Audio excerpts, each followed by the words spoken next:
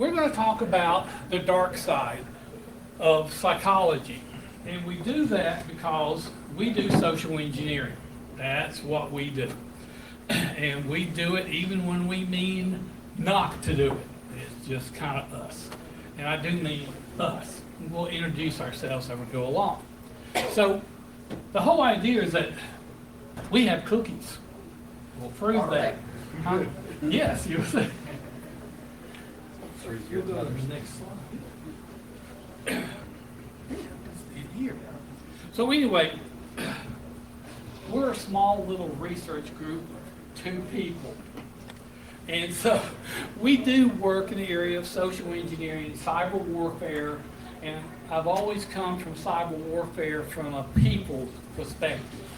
A good example, why hack into the computer when I can hack into the people? The other thing we would do is, instead of trying to distill the information off the computer, in a group in a computer control room, just change the frequency of the refresh rate. Makes people sick. That's how I think. Okay? And they wonder what, no. So anyway, we get into a lot of things called cognitive biases, behavioral economics. All these are in the world of psychology, neuroscience, neurobiology. So we look at those things that are in your brain, in my brain, that we can take advantage of. Okay. So, who am I? I am SA. I am retired, so keep off of my lawn. Okay? Could care less about the lawn. We have trees. That's all I care about is trees. Anyway, but I did about 35 years in DoD work, most of it top secret level. Did stuff for Navy SEALs, Marines, X-band radar, so missile defense, a whole lot of fun. Some days. Anyway, I'm also an adjunct professor of computer science at Athens State University. Been doing that for 20-something years. And before that, I was chairman of the department of a fully accredited private junior college. It's kind of strange to find one of those. So anyway, so now we have fun. We don't have to do things that people want. We do things we want. So, Terry? I'm Terry. I'm a former salesperson, grew up in sales, corporate training, and I did tech support with NASA and DoD. And I did have color in my hair before I did that job. Right now I'm a full-time owner of Hale Glass. I'm a glass artist full-time, and I teach. I teach at John C. Campbell Folk School, Tennessee Tech, private lessons, and I also travel to Ireland quite regularly and teach there at Essence of Morani. So it's a fun job. Someone has to do it. But anyway, so she'll be talking to you about how to make glass beads after this is over, like the one I'm wearing. You know. So anyway, okay. Okay. Cookies. Is this the slide that we get into the cookies? I have to look at the slides again. Yeah. Okay. You all know about computer cookies, right? You know, you go to a website and they want to, you know, download cookies to you, and most of us go, okay, you know, because cookies are supposed to be just a key that unlocks that information that you allow that website to have. Now we can get fun. We can have fun with cookies, but if you're looking at them, they're supposed to just be a key. We do the same thing in psychology, in that we have cookies also. And we download those little cookies to your brain by way of talking, by way of interaction, by way of socializing with you. We know the cookies to download to you. So that the next time we see you, it's, hi, how you doing? Great to see you again. Fires up all their memory. The cookie's working. They know us. We know them. Now we can start getting more information out of that person. So Because the whole thing here is that we're here to get information from you, okay? Okay, something else you want to add about that? So in social engineering, what we do is we look at covert emotional manipulation. Yeah, we're not here to be your friend. We're here to take advantage of you. Dark persuasion, and we'll talk about different types of persuasions. Yes, we're into mind control. We're into human mind games. We like deception. And we like brainwashing. All that is what a social engineer does. Those things we call people hackers. Now, the movie shows that we do it in 5 minutes. And then, in about 3 minutes later, they're on the computer. Okay, it don't work that way. To really do it right may take months or years to social engineer someone. Still faster and cheaper than trying to hack a computer. Okay. So let's look at some examples for the world of business psychology, in particular sales. Now, Terry kind of glossed over her background in sales. At age 12, you started selling in your mom's shoe store. But she didn't just show up, she studied how to do it. You know how dangerous she is? You know. Even he doesn't know. Exactly. Yeah. Let me give you an example. How many of y'all bought a car lately? We bought one just a few months ago. Great, wonderful salesman, so helpful. Then they move us over to the manager. What is his job? To sell us thousands and thousands and thousands of dollars of add-on. Okay, now, what Terry bought was another Mini Cooper, 6-speed manual, easily 150 miles per hour. I've never gotten it over 100. Well, that's true. But anyway, I still have the marks in them. No. Anyway, he was telling us that because it's a manual, we're going to go through 3 clutches. And we're both looking at him and go, dude, see the grade? We grew up with manuals. I remember at 12, I was driving manual in my granddaddy's truck in Coleman. You know, yeah, we really did that. You know, Terry's about the same way. Driving a manual is just something you do. Now, another example of this was a young lady came into the dealership, not the one we bought, but this is the example, and she needed to lease a vehicle. And she was single, had a child, credit history not that great, and we can all blame her for making stupid decisions, you know. But the salesman, you know, said, look, I can't get you the $289 a month when I can get you a $309. And she's like, kind of, I need a car, so okay. Then his financial person came up and went, tell you what we can do. We can get her a $289, but what you've got to do is sell her this list of add-ons that will add up to something like $315 a month. You know? The salesman writing this article, when he went in and did the worst job he ever did in his life in sales, trying not to get her to buy into this stuff. I cleaned that up real well. And so, but she bought every single one of them. Every one of them. So her payments were $315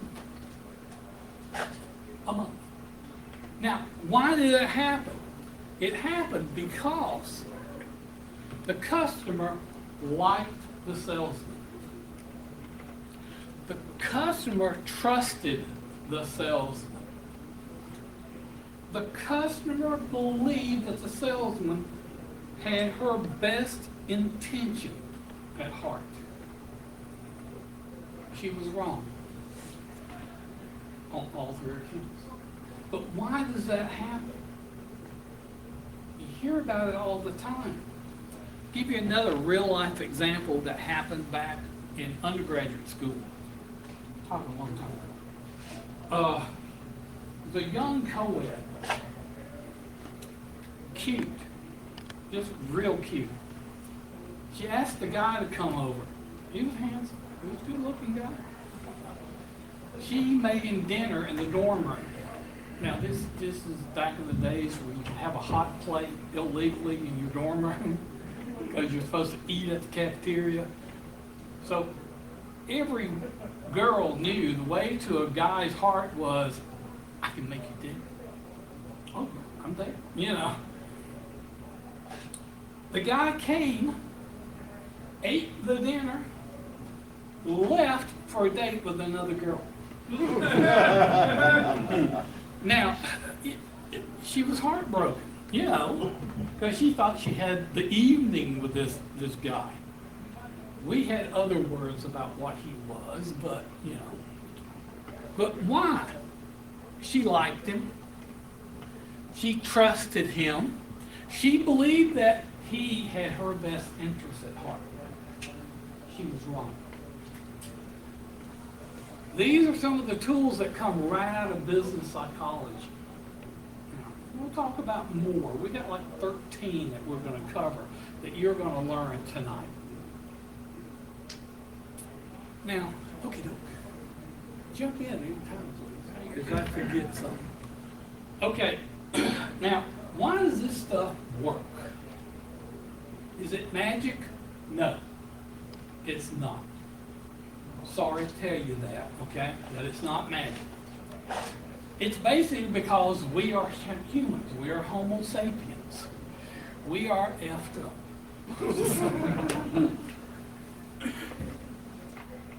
In the world of cognitive biases, we have in our brain stuff that's been embedded in there for hundreds of thousands of years.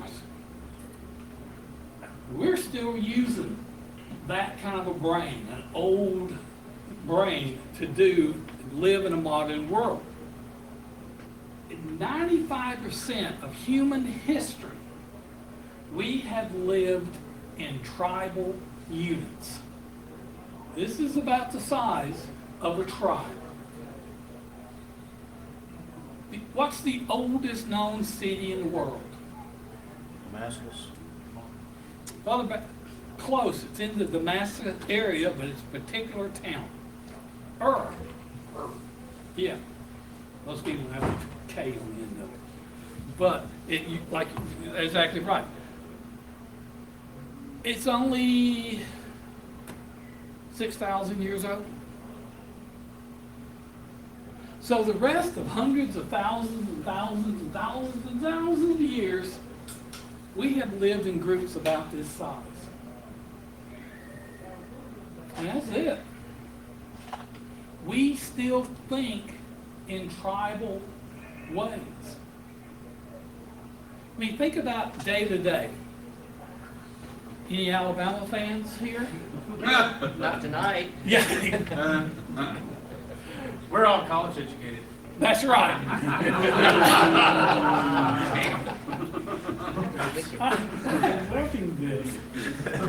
Exactly right. That is a perfect way to start dividing up tribes. Look at schools, football, you know, there's your tribe right there. Another tribe? We're all kind of geeks, okay? I mean, where else would you be at a technical conference? Okay? That separates you from the jocks. And, and now a lot of times you can belong to multiple groups, multiple tribes. But by understanding this area of us versus them, we can begin to part the ways and know who we can talk to, who we can gaslight, who we can deceive, brainwash, control. is knowing things about your tribe. How do you know that? How do you get to know that? Ask questions. That's a lot harder than you think, just talking to people. So anyway, what we look at is it's your mind, but our will. And that's what you want to get to. Okay. See, that slide just have 3 bullets on it, but here's the backup slide. Yeah, it goes forever. Okay.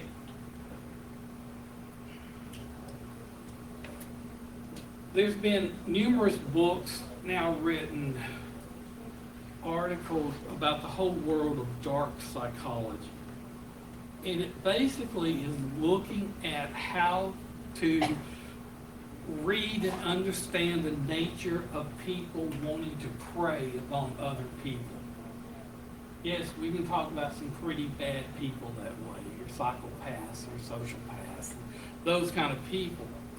Normally, in a normal day-to-day interaction, when you talk with somebody, you're trying to help those people make a decision that is positive for them.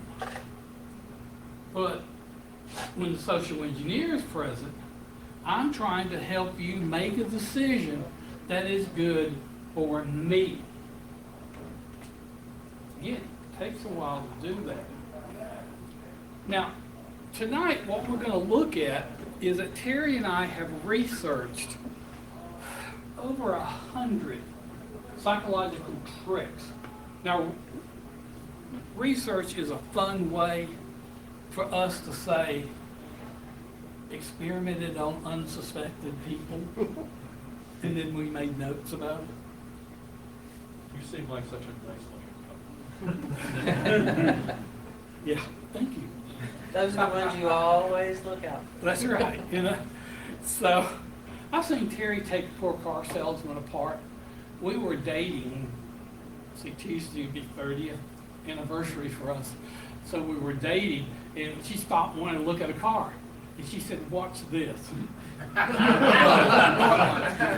did. It was like, holy crap, and I'm dating her? No. He was afraid not to after. Yeah. She took this guy apart. Never said an unkind word. Never raised her voice. Just didn't do what the book said you're supposed to do as the customer. I swear, I thought that guy was going to give her the keys to that car. Just here, take it and leave. Go away. We would have too, but I'm slow, but ain't that slow, you know.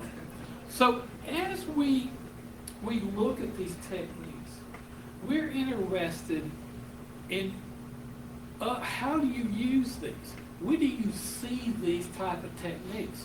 Commercials, internet ads, sales techniques, of course, how managers talk to people, how leaders talk to us, you know. Election season on both sides. Yes, exactly, both sides. Co-workers. You can even see how these techniques are used by people you love and trust. We see it all the time with kids. One of the classic kids example is mom says no, so what do? Go see daddy. You know, of course, dad goes, what did mom said? Well, she said it was okay if it's okay with you. Terry, is that what he said? No. So anyway, the whole premise of social engineering is we are here to help you help us. Okay? I mean, one of the classics movies that were shown every year in computer security was, you know, situational awareness, what we'll talk about. But they would have this guy in a bar and a blonde, always had to be blonde, bombshell would come up. I mean, just gorgeous.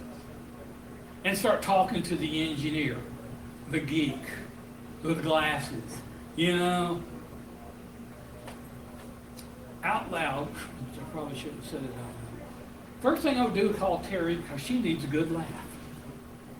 I said, the next thing I do is call the company security manager because, well, he needs a good laugh too. Because this just ain't gonna happen. One day we were doing some social engineering work and I asked a student of mine if she would be the lead for this. She was attractive, mother of three type.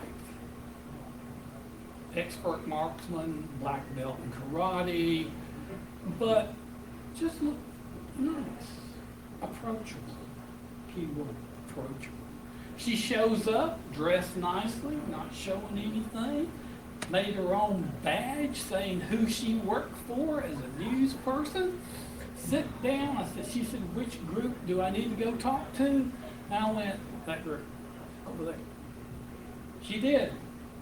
Then we did an out briefing the next day, and she told them everything they told her. When she walked up on stage, you saw them go, oh, shit. She was just nice to them.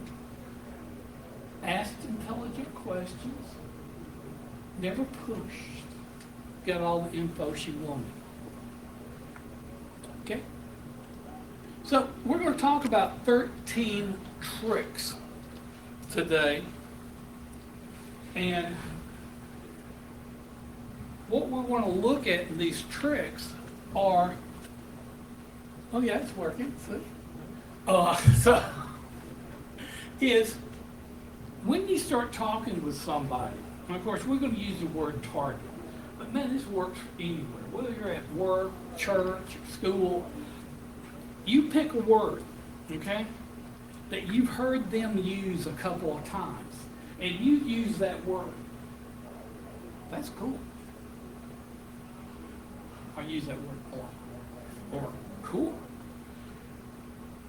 You start using that word, repeat the word that they said. You start using it when you're responding to them. Watch. If they start using that word more frequently, you're tuned into one another. Step one is getting tuned into each other. So now you're beginning to gain trust. Now, when you're doing this, nod and maintain eye contact.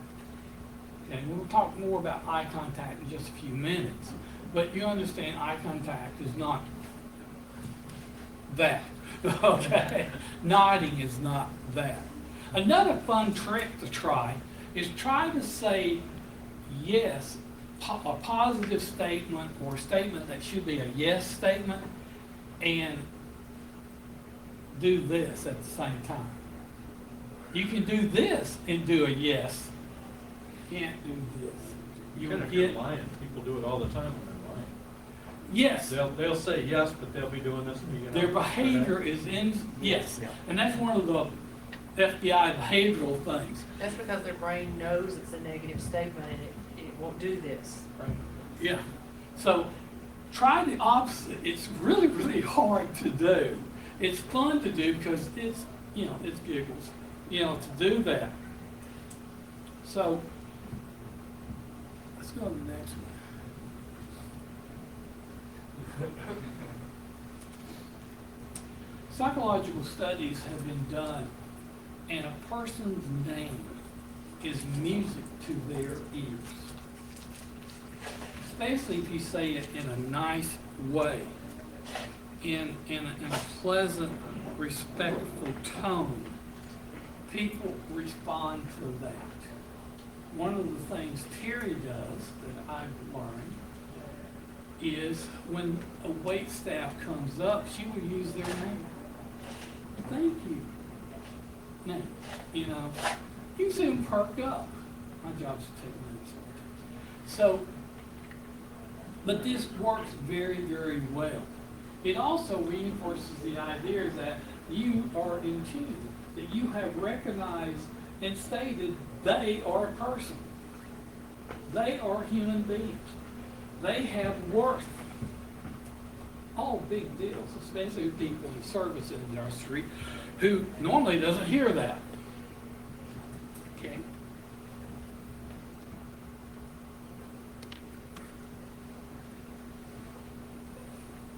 One of the coolest tricks that has been used a lot.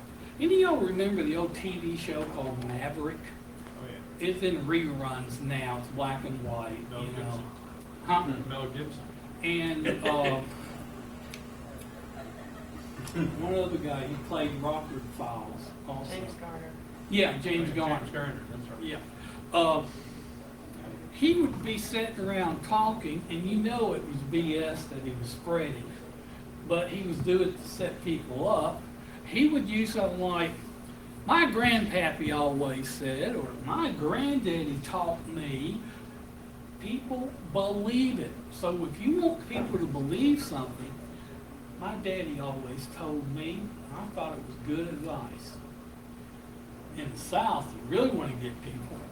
My mama told me I got to do it this way. People believe it. They believe whatever you tell them next.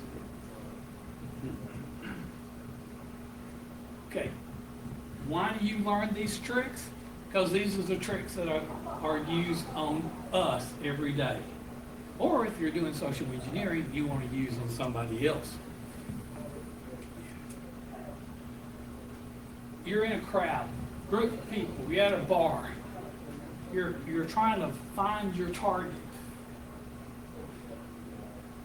You think people maybe are watching you, maybe they know what you're doing.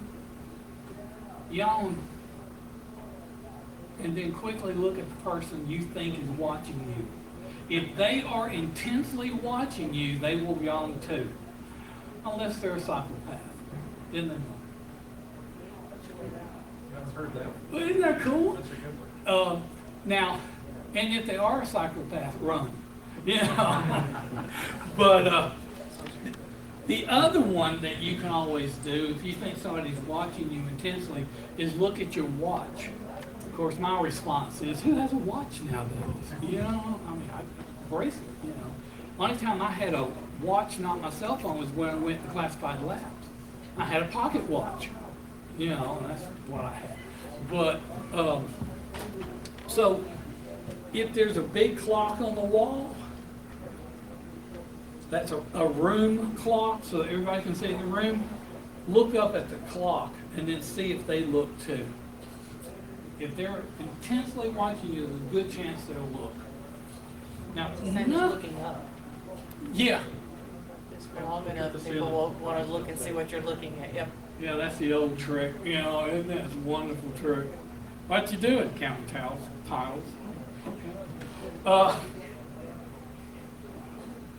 Another cool one is you're carrying a box.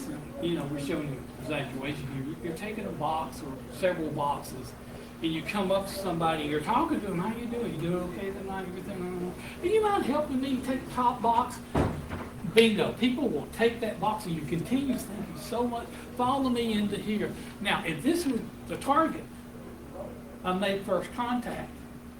We get to where we're going to drop the box off, so man, really, thank you so much. Bars downstairs, can I buy you a drink? Well, I don't drink liquor. What's wrong with you? No, that would be the wrong response. But you know, you go, okay, they have Cokes too, so you can tell them from the South. They have Cokes, you know.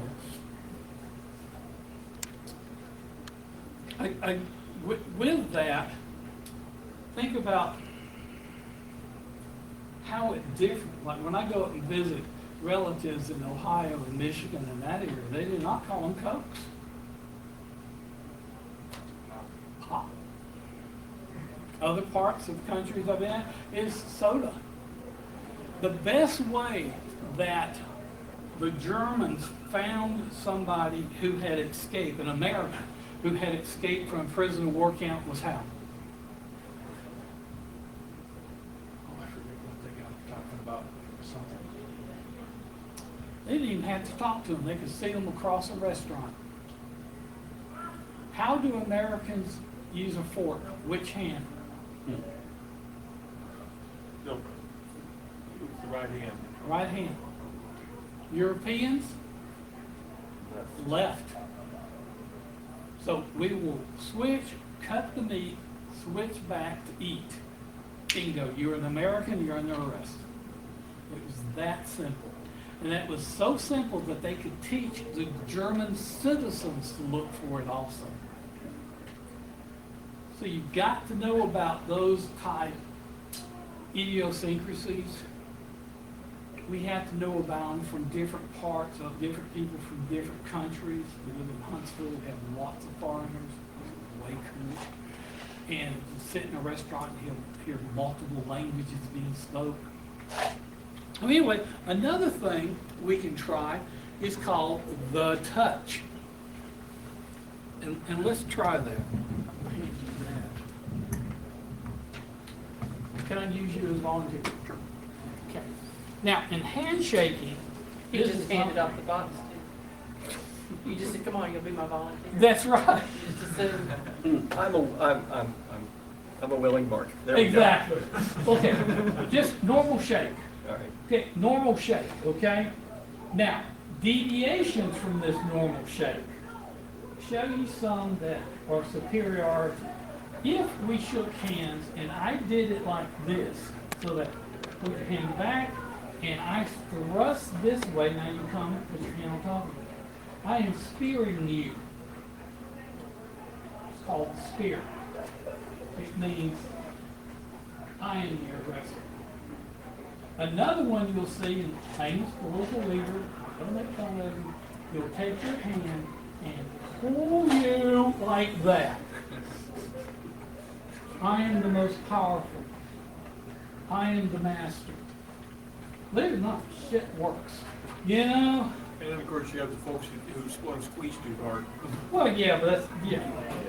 Now, here's another one. Okay, you ready? All right, ready. Here we go. Really glad to see you. And then I'll bring it into you. Yeah, now, I've covered your hand, I've gloved it. You're trapped. Bring yours over. You have never trapped. Who's trapped? See, and that's one. Another one is, another aggressive one is up here or here. We don't think cooking for this man.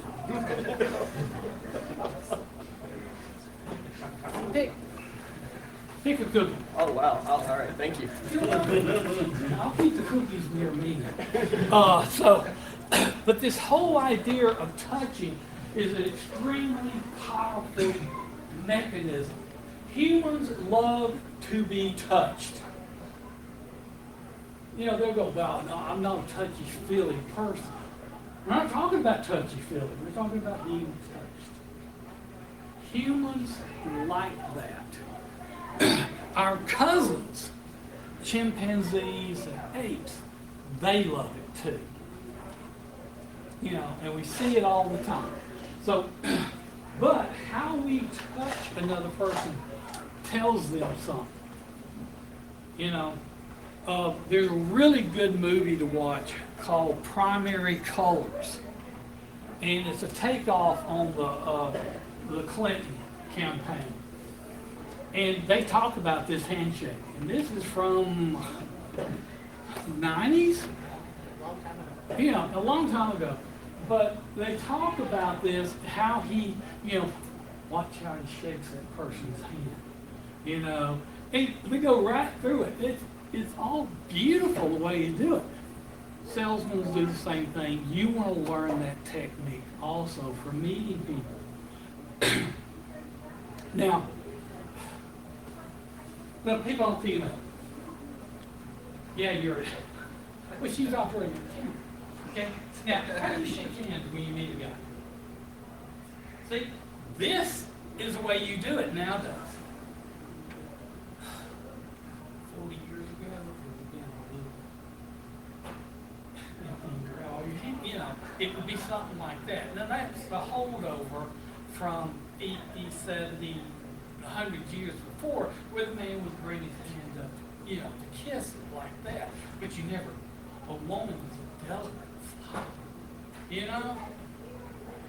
You shake like that, just like anybody else. You do the hand movements just like men do now.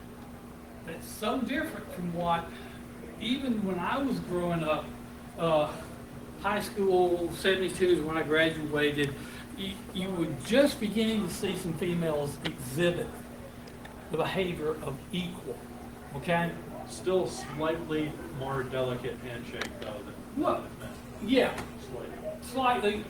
A lot of that has to do with the female you may weigh 100 or so pounds less than you.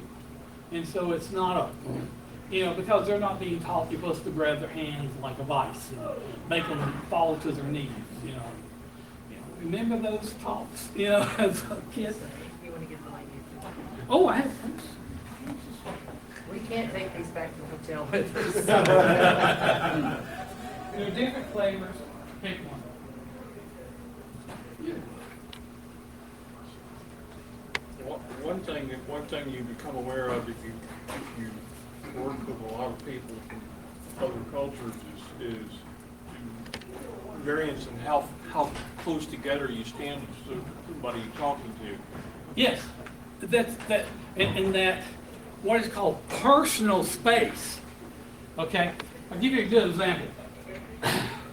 I once told a Marine colonel, basically he was wrong, and he went, "Well, no, I'm not." I go, "Yes, you are. Let's get in the car and we'll go right now, and I'll prove it to you." Well, I don't have time.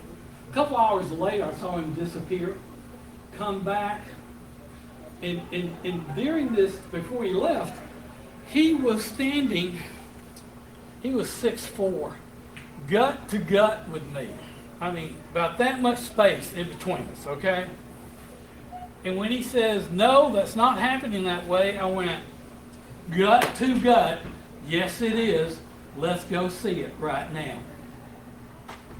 He came back about 2-3 hours later and went, "Thank you. I was right. I know I was right."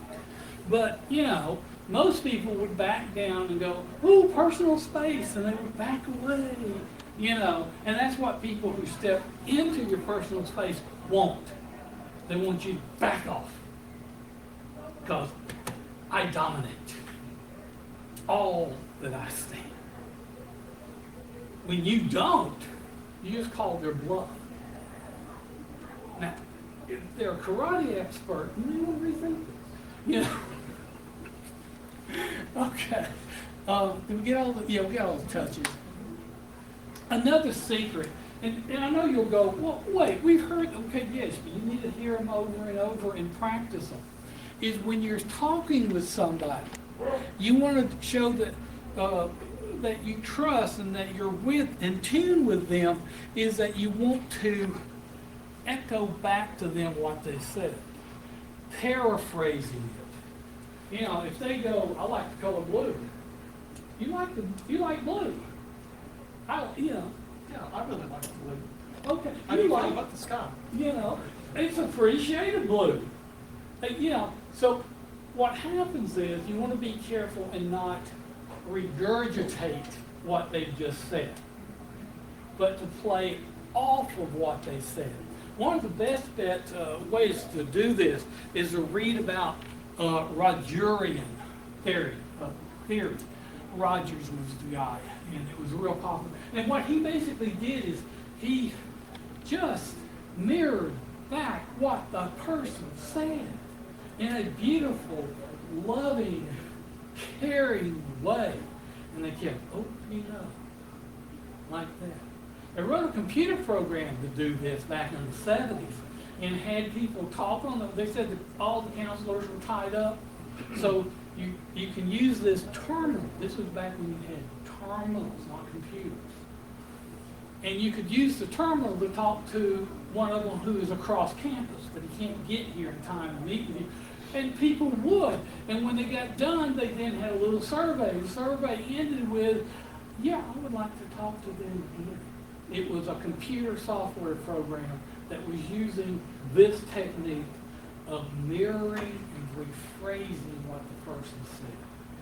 They felt good, they wanted to come back, have some more counseling sessions with that person.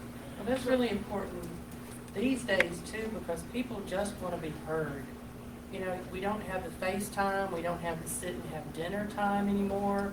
And to just be able to make a statement and have somebody hear you and you hear that they understood what you said and what you meant, it's just a good thing. Yes, totally. And that FaceTime is missing a lot of things. I mean, yeah, I'm on Facebook a lot, and I'll poke my friends really bad, my little conservative friends. And last year, one of them called me out on it, and he said, "Did you just drop a bomb and then leave and watch what happens?" And I looked back and went, "Yes." It is what I do. I just watch them go crazy with each other. Going, "Oh, look, that's technique number 5 and there," you know. So anyway, okay.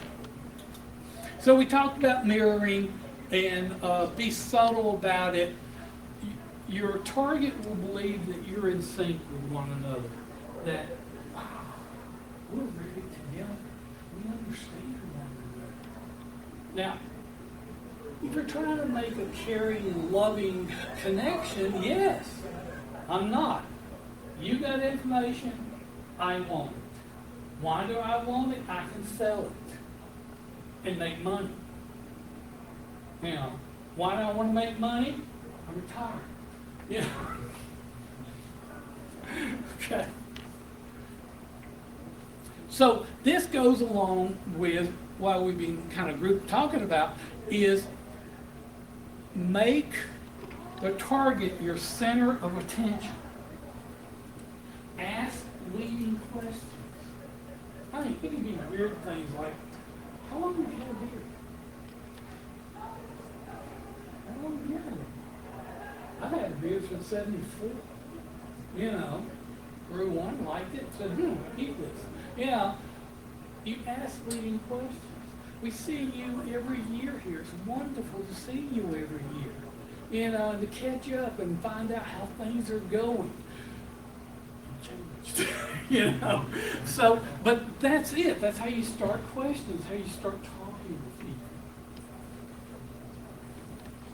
Any idea about time? About 15, he's only you had to watch. I know, you know. There's not one on the wall to look at. Wow, we gotta hurry. Okay, I want y'all to do something. I want you to turn to people. I want you to introduce yourself. I want you to see if you can see their eye color.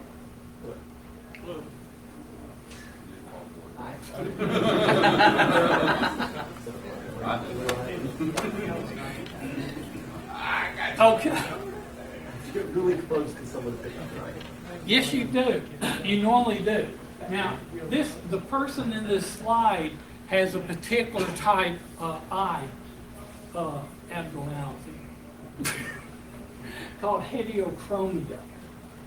They have a national day every year. Terry, huh? June 12th, I'm sorry. Yeah, Terry is heterochromia. Her eyes are like that in the picture. So the thing is, yes, you want to start. Most time, even introducing each other's names, we don't look at each other. Start looking and see if you can pick up what color are their eyes. What other features do they have? You know. So you want to work on that. Now, go ahead. Let's see what I'll get to. Okay. I may have this on another slide, but I'm going to say it right now.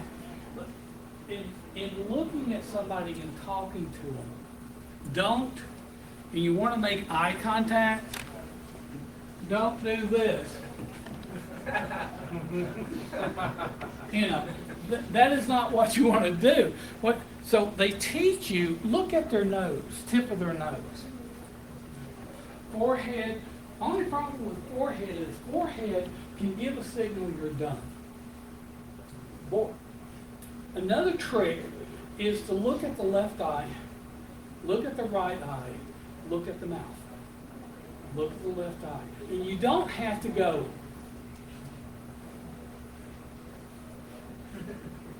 That's not Wow, subtle. what a big face you have. Yes, exactly.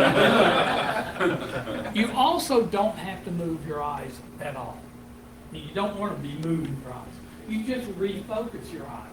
So now you're focusing on the left, then you focus on the right, then you focus on the left. So, but you want to work on that. The focusing of your eyes gives a softness to you. It also shows that you are listening. That person is the greatest person in the world to talk to and to listen to. These are all the techniques that are being used. But you have to temper the eye contact so that you don't look aggressive with it. It's kind of like when dogs look at one another, the first one to break the gaze is the subordinate. You got to learn to do it carefully, glance away, then look back again, or make it look natural. Right. Don't just have a staring contest. But by doing, yeah, like we were doing, you don't want to just, soft, look at their eyes, and again, I can see your whole face. I can see your whole face. I don't have to move my eyeballs to do that. I can refocus. So that works real well. Another key techniques to use, number 11, we'll get down to 13 very quickly, is laughter. People love laughter. People love to be in a group with everybody laughing. It's one of the great things that we do, is laughter. Watch when people laugh in a group. If a joke is told and everybody's laughing, now you found your target, you've identified your target. Watch your target. Who do they look at when they start to laugh? That person is the person they trust the most. Now guess what you found? Secondary target. And you found the target that your primary target, trust. Get to know them. Inroad to this person. But it's all keyed on that second when people laugh, who they look at. Now, if they don't look at anybody, that tells you a bunch of stuff too. Okay. One of the things you want to do, how many of y'all like meeting new people? Yeah. Some of us do. A lot. Yeah. Yeah, I was telling Reggie earlier, one of my best assignments out in Dugway, I had a command post. I was the only one in it. Big window, 10 hours a day, nobody bugged me. That was great. Anyway, got to look out across the desert, seeing the people running away. I was inside the command post. And no matter how uncomfortable you are, practice talking to people. Practice as if you're comfortable at doing it. Two things will happen. One, you will develop confidence yourself and find out it gets easier to do. Secondly, your target will believe that what you're saying is true, meaningful, and they will trust you because you are confident. Okay?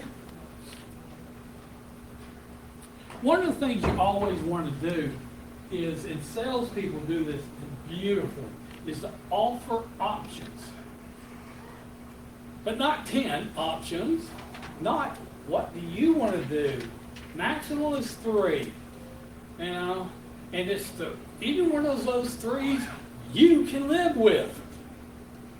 Again, you're not doing this to help them, you're doing it to help you. So always give options and make it feel that they picked the right option. Way to go. Excellent option for you.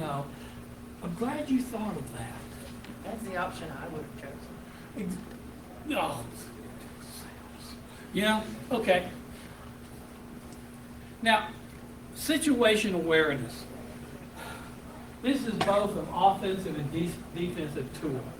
is to know what's happening around you. If there was a fire broke out right now, which door would you go for? There or there, there. Most people are going to be getting up here. I'm going out that door right there. Bye. I'll take care. We'll unsack the bodies later. Always know what's happening. How many times have you been in a place and just had a bad vibe about it? Just don't feel right. And you go, I'm out of here. Okay? Learn that. I was in Mexico City one time, had half a day off, so I went down to the Natural Museum, I went to the zoo, and, who cares if it's in Spanish? An alligator is an alligator. I can tell. A canoe from 1500 is a canoe. Had a great time. It was getting dark, so I needed to get back to the hotel. So as I'm walking, I see a shortcut to my hotel, to this alley. And I go, no, trash bin's perfect hiding place. There's no alcove there. That's a hiding place. I spotted about 4. I took the long way. Did I see anything? No, except for that. That was enough. So understand your situation. Now, as you're watching people who think quickly but have sloppy handwriting tend to be the smartest. General rule, okay? The other thing is watch how your target treats service staff, like at a restaurant. You'll be surprised how demeaning a lot of people are toward service staff. And they wonder why their food tastes funny. And we've had friends who work in restaurants. We know what goes on in the kitchen. Be nice. But anyway, the thing is, you can tell a lot about your target's character by the way they treat thee. Okay? It tells you how they will treat subordinate people. It could be a leverage to get in. Watch people who are really good at 2 languages or more. They have a tendency to change personalities when they slip into the other language. We saw this just the other day. Yesterday. Yesterday. There's this little, we like Mexican food. So we, at this favorite Mexican restaurant, there was a table next to us. And you could tell when they slipped into Spanish, it was, they were all having fun. Personality really lightened up. Now, how many people do you know who speak German? Watch them. They tend to get all serious, Get out of shape. It's like watching Cleon. Which is fun to watch anyway. But anyway, so, what do you have, Terry? Well, the one I like, people look more attractive when they talk about things that they're excited about or interested in. If someone's up droning about something that they don't care about, they're going to look a little downtrodden. But if you've ever talked to someone about their passion, whether it's their job or hobby or whatever it might be, they're going to light up and they're going to hold themselves differently. So that's just a fun thing to look out for. Exactly. So, again, as you're steering the conversation, you steer it toward what interests them. Hiking, moving, backpacking, computers, technology. Watch them get excited and start telling you more and opening up. And watch how you might even get closer and lean into each other as you talk. It's all tricks of the trade. Go ahead, not much. Oh, and when you come upon people like in a group and you kind of feel like an outsider and you want to break into the conversation, look at the people's feet. If their feet turn away from you, even if they're facing you, they're blocking you away. Sometimes they'll even turn their body a bit. That's blocking you from the conversation. They're not accepting you into the group. But if their feet turn towards you, like welcoming you, that means that they're very open to you joining the group. That's really fun to watch in an office situation. And it can help you when you're talking with people. whether you know you can stay and push, or you just say, hey, I just wanted to say hello, you know, catch y'all next time. Go away. They'll think, oh, he's respectful. Like that with somebody, you know. So, okay, excellent. Oh, The, Yes. the feet thing that you were talking about, mhm. I've found that if you're standing, if you're talking with somebody and you're facing them off like this, if they're a total stranger, it's confrontation to be like this. But if I was gonna stand and talk with you for a while, and I wanted you to feel like we were old friends, I'd turn my side to you like this, Exactly. and I would start talking with you like this. So we're kind of looking at things out here, and we're talking like old friends. You're on And the same particularly if a side. neighbor or a friend or somebody that they've known for years comes up and joins the conversation, I'll make sure that that friend is across from us, Very but you good. and I are shoulder to shoulder. Yeah. Excellent. Very Excellent good. way to do it. Excellent. Go ahead, let's go. Go ahead, next slide. Oh, next slide, okay. Yeah. Basically, the key takeaway is power of communication, how it works, how you can use it. It is an excellent weapon for social engineers. The other thing is positive leadership. A group will follow a leader.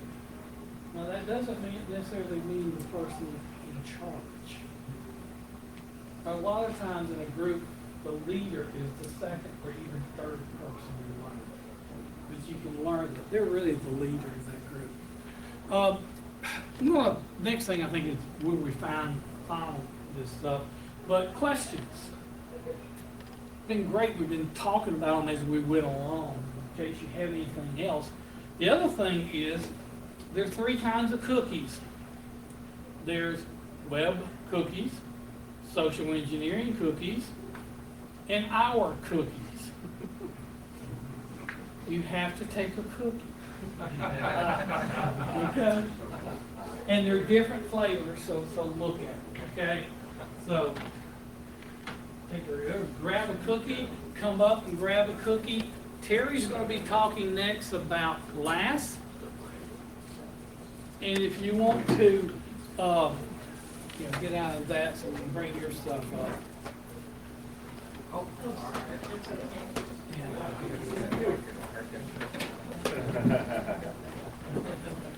Thank y'all so much for coming. That's